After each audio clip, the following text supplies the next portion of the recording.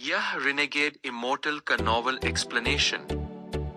वांग लिन की आंखों में चमक आ गई। फिर उसने धीरे धीरे अपनी आंखें बंद की और चुपचाप कल्टीवेट करने लगा। जिस जगह उसे बंदी बनाया गया था वहाँ पूर्ण शांति थी, बिल्कुल वैसी जैसी कोई कल्टीवेटर के मेडिटेशन स्थान में होती है।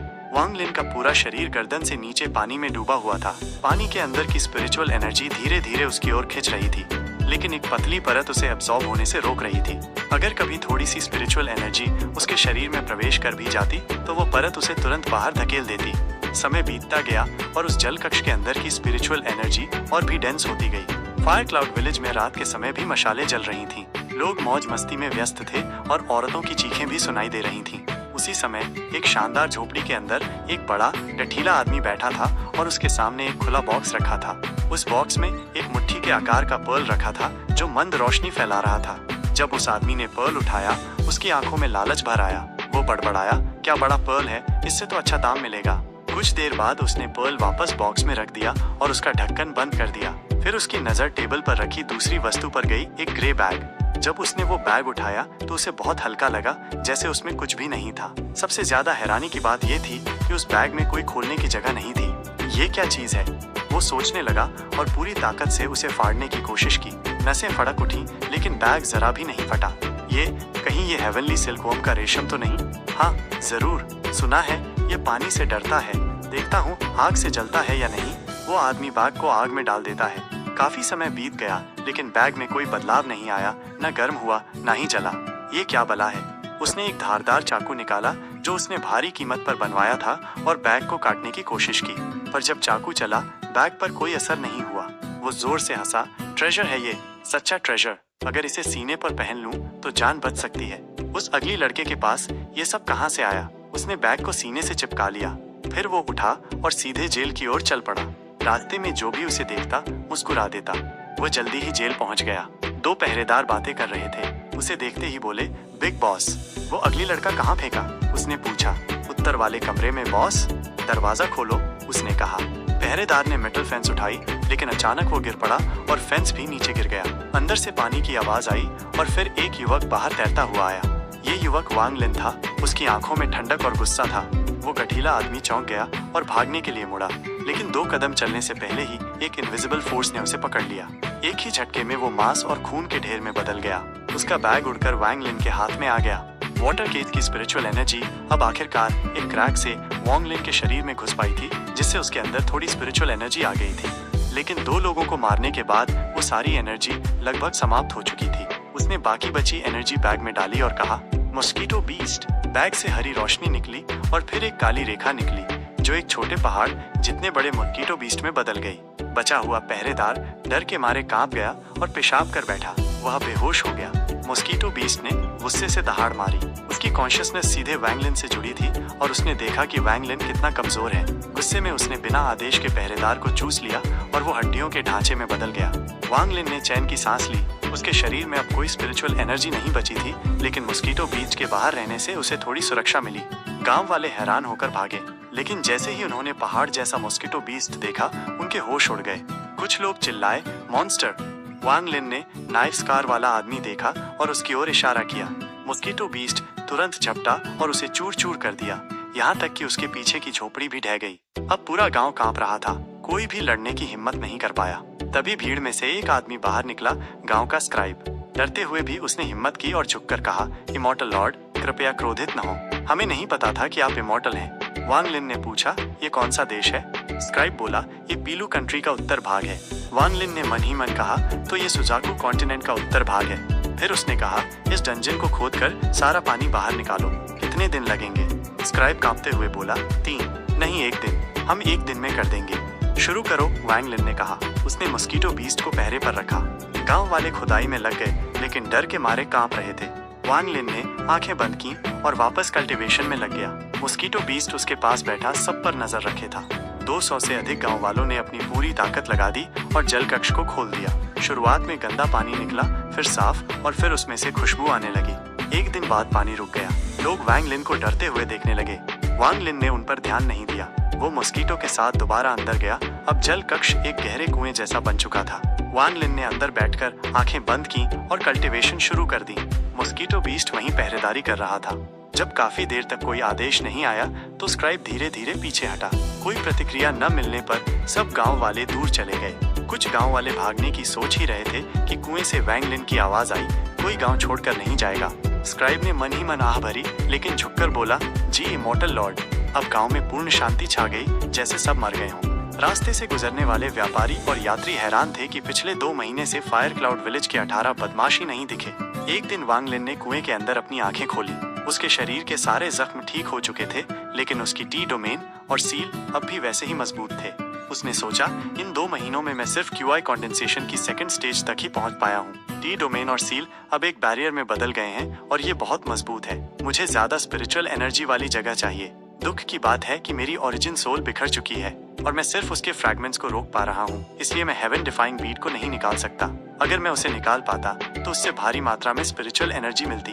सौभाग्य से मेरे पास टॉप क्वालिटी स्पिरिट स्टोन्स हैं, इसलिए मुझे फिलहाल स्पिरिचुअल एनर्जी की चिंता नहीं है। सबसे पहले मुझे अपनी ओरिजिन सोल को पुनः जोड़ना होगा ताकि मैं बीट निकाल सकूं। ये जगह कोई स्पिरिट वेन नहीं है, लेकिन इस पानी में स्पिरिचुअल एनर्जी है। ये कुछ अजीब है। वांग लिन कुछ देर सोच में पड़ा और फिर और नीचे की ओर डुबकी लगाई। अब तक वो पानी की सतह पर तैरकर कल्टीवेट करता था, लेकिन अब उसका कल्टीवेशन थोड़ा बेहतर हो चुका था और उसने नीचे की गहराई देखने का निर्णय लिया।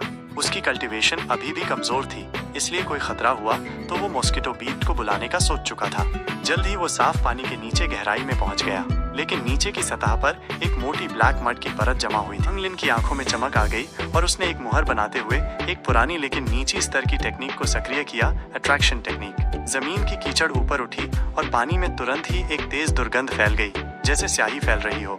वो एक स्क्विड की तरह कुएं के ऊपर की ओर तेजी से तैरा और कीचड़ उसका पीछा करते हुए ऊपर की ओर फैलने लगी। जल्द ही वांग लिन पानी से बाहर आया और उसने हाथ हिलाया। अट्रैक्शन टेक्निक का उपयोग करते हुए उसने बड़ी मात्रा में कीचड़ युक्त पानी को कुएं से बाहर निकाल दिया। काफी समय बाद कीचड़ साफ हो गई और वांग लिन एक बार फिर कुएं में नीचे उतरा। 3 बार ये प्रक्रिया दोहराने के बाद कुएं की तह की सारी कीचड़ हट चुकी थी और उसके नीचे जो छिपा था वो सामने आ गया।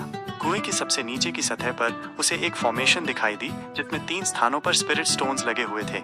अगर ये सिर्फ सामान्य स्पिरिट स्टोन्स होते तो कुछ खास नहीं होता, लेकिन वांग लिन ने उन पर लाल रेखाएं देखी। इसका मतलब था कि ये सभी टॉप क्वालिटी स्पिरिट स्टोन्स थे। वांग लिन की आंखें गंभीर हो गईं जब उसने नीचे ध्यान से देखा। अब समझ आया कि इस जगह में इतनी स्पिरिचुअल एनर्जी क्यों है, जबकि ये कोई स्पिरिट वेन नहीं है। वे तीनों टॉप क्वालिटी स्पिरिट स्टोन्स अब भूरे पड़ चुके थे, वर्षों से वहीं पड़े पड़े लगभग समाप्त हो चुके थे। लेकिन वांग लिन को जो सबसे अधिक आकर्षित कर रहा था वो ये स्पिरिट स्टोन्स नहीं बल्कि कुछ और था। वो एक स्केलेटन था। दिखाई देता था कि ये एक स्त्री का कंकाल था। उसे कुछ काले नेल से कुएं की तह में ठोककर सील किया गया था। 3 टॉप क्वालिटी स्पिरिट स्टोन से इस स्केलेटन को सील किया गया है। कितना अमीर रहा होगा वो व्यक्ति। वांग लिन ने तुरंत समझ लिया कि ये फॉर्मेशन दरअसल एक सीलिंग फॉर्मेशन थी। स्केलेटन की सिर्फ दाहिनी तर्जनी जमीन में गहरी धसी हुई थी। थोड़ी देर सोचने के बाद वांग लिन ने कोई जल्दबाजी नहीं की और कुएं से ऊपर निकलने लगा, लेकिन उसी क्षण उसकी बैग ऑफ होल्डिंग से पीली रोशनी बाहर निकली। अंदर की कोई चीज जबरदस्ती बाहर आने की कोशिश कर रही थी। ये पहली बार था जब बैग ऑफ होल्डिंग में कोई वस्तु वांग लिन की इच्छा के बिना खुद से हिल रही थी। वही रहस्यमयी स्क्रोल जिसे वांग लिन ने सैकड़ों साल पहले गलती से प्राप्त किया था और जिसे वो अब तक समझ नहीं पाया था, बाहर निकल आई। वांग लिन की आंखें गंभीर हो गईं। जब उसने ये स्क्रोल निकाली थी उस समय फोर्साकेन इमोर्टल क्लैन का पूर्वज भी चौंक गया था। ये स्क्रोल जरूर किसी महान इतिहास से जुड़ी होगी। अब वो देख रहा था कि स्क्रोल उड़कर बाहर आई और धीरे धीरे खुलने लगी। ये पूरी तरह काली थी और इसके अंदर से चीखों की लहरें निकल रही थी। उसी समय कुएं की तह में पड़ा स्केलेटन अचानक बैंगनी रंग में चमकने लगा। उसकी दाहिनी तर्जनी सबसे ज्यादा चमक रही थी। एक मुट्ठी के आकार की बैंगनी रोशनी की गेंद स्केलेटन के सामने प्रकट हुई और सीधे स्क्रोल द्वारा अवशोषित कर ली गई। स्केलेटन तुरंत ही टूटकर धूल में बदल गया, लेकिन वो धूल पानी में नहीं घुली। इसके बजाय वो कुएं की तह पर एक परत की तरह जम गई। यह सब बहुत तेजी से हुआ। स्क्रोल ने जैसे ही वो बैंगनी रोशनी अवशोषित की, वो धीरे धीरे गिरने लगी और वांग लिन ने उसे पकड़ लिया।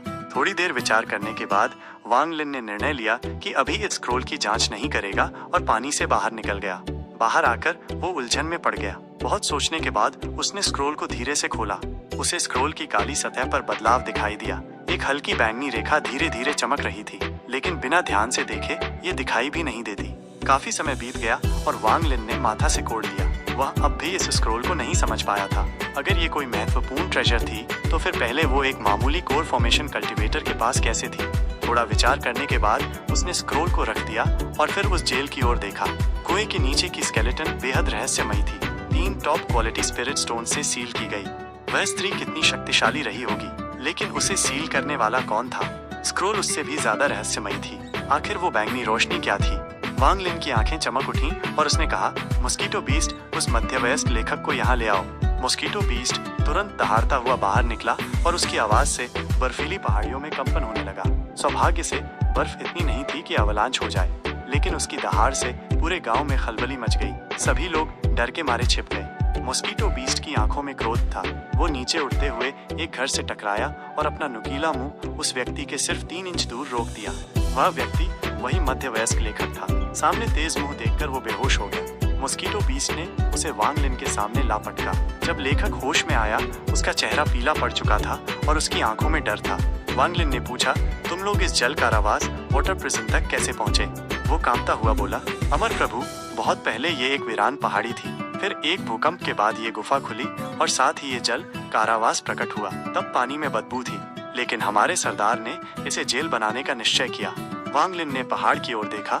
वहाँ सच में भूस्खलन के निशान थे। इसका मतलब था कि वो झूठ नहीं बोल रहा था। अब सब कुछ स्पष्ट हो गया। ये पहाड़ उस स्केलेटन को सील करने के लिए रखा गया था और वर्षों बाद एक भूकंप से वो सील टूट गया और वो बाहर दिखाई दी। लेकिन वो थी कौन? वांग लिन ने हाथ हिलाकर लेखक को जाने का संकेत दिया। फिर वो कुछ देर सोचता रहा, लेकिन फिर इन बातों को मन से हटा दिया और अपनी रिकवरी पर ध्यान केंद्रित किया। अब कुएं में बचे हुए टॉप क्वालिटी स्पिरिट स्टोन्स लगभग समाप्त हो चुके थे और अब उसकी जरूरत के अनुसार स्पिरिचुअल एनर्जी नहीं दे सकते थे। वो लोटस पोजीशन में बैठ गया और अपनी बैग ऑफ होल्डिंग से 3 और टॉप क्वालिटी स्पिरिट स्टोन्स निकालकर फिर से ध्यान में लीन हो गया। पलक झपकते 3 महीने बीत गए। वांग लिन को छू छोड़कर गए अब 6 महीने से अधिक हो चुके थे। अब पीलू देश में सर्दियां शुरू हो चुकी थी। ठंडी हवा पहाड़ों को कंपा रही थी। गांव के डाकू अब 6 महीने से कहीं नहीं गए थे, लेकिन गांव में भोजन पर्याप्त था। इन 3 महीनों में वांग लिन पूरी तरह ध्यान में डूबा रहा ताकि अपने शरीर में स्पिरिचुअल एनर्जी को इकट्ठा कर सके और एक ही बार में डोमेन और सील को तोड़ सके। अब उसकी कल्टीवेशन बढ़कर क्यूआई कंडेंसेशन की 6ठी स्तर तक पहुंच चुकी थी। मॉस्किटो बीस्ट अब भी उसकी रक्षा कर रहा था, लेकिन कई बार वो दूर की ओर चूकी दिशा देखने लगता। अब वो थंडर टोड को याद करने लगा था। एक दिन वांग लिन ने आंखें खोली और बैग ऑफ होल्डिंग से 5 और टॉप क्वालिटी स्पिरिट स्टोन्स निकालकर अपने चारों ओर रख दिए। थोड़ी देर सोचकर उसने अपने माथे पर बने टी मार्क को छुआ और उसके चेहरे पर एक दृढ़ता आ गई। फिर बिना कुछ बोले उसने अपनी आंखें बंद की और पागलों की तरह 8 टॉप क्वालिटी स्पिरिट स्टोन से स्पिरिचुअल एनर्जी को खींचना शुरू कर दिया। जैसे जैसे स्पिरिचुअल एनर्जी उसके चारों ओर इकट्ठा होने लगी, उसका शरीर हरे प्रकाश में चमकने लगा और एक शीतल सुगंध फैलने लगी। अब वो अपने शरीर के भीतर की 6th लेयर क्यूआई कंडेंसेशन ऊर्जा का उपयोग करके बाहर की ऊर्जा को सील से टकराने के लिए निर्देशित कर रहा था। वांग लिन अब एक धातु की प्लेट था। भीतर की ऊर्जा एक छोटी हथौड़ी और बाहर की ऊर्जा एक बड़ी हथौड़ी। दोनों हथौड़ियां लगातार उसे चोट पहुंचा रही थीं ताकि सील में एक दरार पैदा हो। धीरे धीरे उसके चेहरे पर दर्द उभर आया और उसके माथे का टी मार्क काले रंग की रोशनी छोड़ने लगा। अब वो घूमने लगा जैसे कोई अरे घूम रही हो। हर बार जब वो घूमता, वो बड़ी मात्रा में ऊर्जा को सोख लेता। फिर अचानक वांग लिन ने आंखें खोली। थोड़ी हिचक के बाद उसने बैग ऑफ होल्डिंग से एक सफेद जेड निकाली। जैसे ही वो जेड बाहर आई, आसपास की सारी ऊर्जा मंद हो गई, जैसे ये जेड के लिए रास्ता बना रही हो। सेलेस्टियल जेड इसे निगलना जहर पीने जैसा है, लेकिन मेरे शरीर में जो डोमेन और सील है वो भी जहर की तरह ही है। जहर का इलाज ही सबसे तेज तरीका है। उसने थोड़ी देर विचार किया, फिर जेड का एक अंगूठे जितना टुकड़ा तोड़कर निगल लिया। जैसे ही वो टुकड़ा उसके शरीर में गया, अत्यधिक मात्रा में सेलेस्टियल स्पिरिचुअल एनर्जी उसमें प्रवाहित हो गई, जैसे बाढ़ आ गई हो। क्योंकि वो पहले भी एक बार सेलेस्टियल जेड निगल चुका था, इस बार वो शांत था और उसने उस ऊर्जा को निर्देशित कर टी डोमेन और सील पर हमला किया। 1 बार, 2 बार, 3 बार। हर बार टकराव से उसका शरीर कांप उठता, लेकिन टी मार्क भी कांपता। अंततः उस पर छोटी छोटी दरारें आने लगी। वो जगह जहाँ वो बैठा था, वहाँ की जमीन भी टूटने लगी और दरारें फैलकर कुछ घरों को छू गईं। वे घर धूल में बदल गए। अब उसके शरीर से अंदर से चट चट की आवाजें आने लगी। उसके चेहरे का लगभग 10% टी मार्क टूट चुका था और गिरते ही वो काला धुआं बन गया जो उसके माथे के पास जमा हो गया। उसका चेहरा सफेद हो गया और होठों से खून बहने लगा, लेकिन उसकी आंखें चमक रही थीं। कई महीनों की मेहनत के बाद सेलेस्टियल जेड के उपयोग से आखिरकार टी डोमेन और सील में दरार पैदा हो गई थी।